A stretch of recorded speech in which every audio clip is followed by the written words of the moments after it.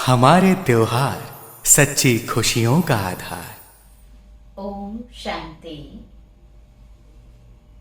जैसे कि गणेश चतुर्थी के बाद और नवरात्रि आने से पूर्व बीच के इन 16 दिनों में हम सभी पितृदान, श्राद्ध आदि के माध्यम से अपने पूर्वजों को याद करते हैं।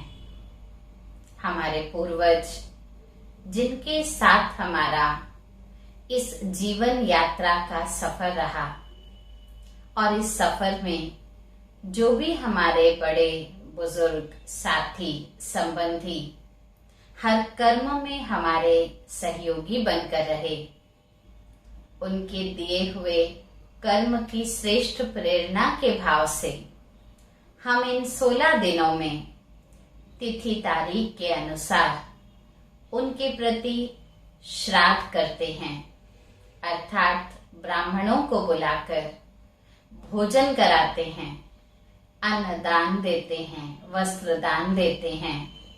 और ये दान की प्रथा भारतीय संस्कृति में बहुत प्रमुख मानी जाती है।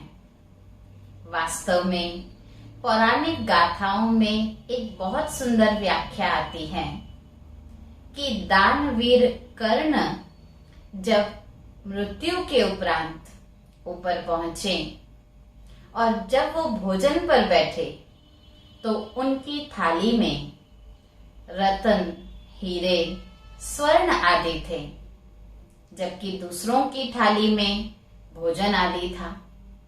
तो वास्तव में दानवीर कर्ण का ये जो उदाहरण हमारे सामने है, ये एक आध्यात्मिक भाव से प्रदर्शित कर रहा है कि जो हम अपने जीवन पर्यंत करते हैं वही हमको प्राप्त होता है, चाहे वो हमारे श्रेष्ठ कर्म हो, चाहे वो हमारे श्रेष्ठ संस्कार हो।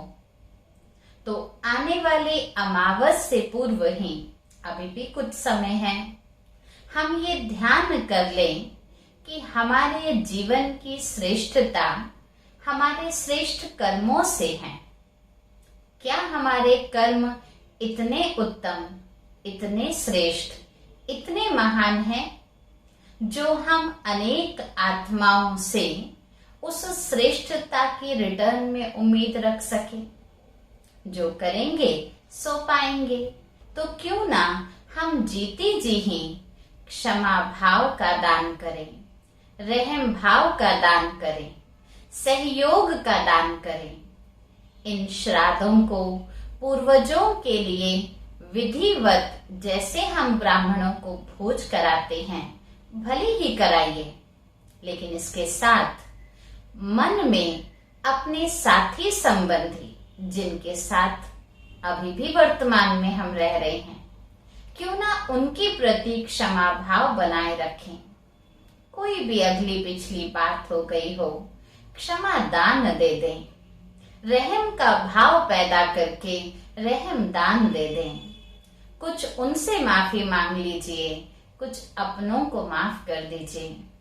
अगर हम जीते जी ये सब कर्तव्य मन से कर लेंगे तो अवश्य ही हमारे जीवन में श्रेष्ठ कर्म की, श्रेष्ठ संस्कारों की पूंजी हमारे पास जमा हो जाएगी।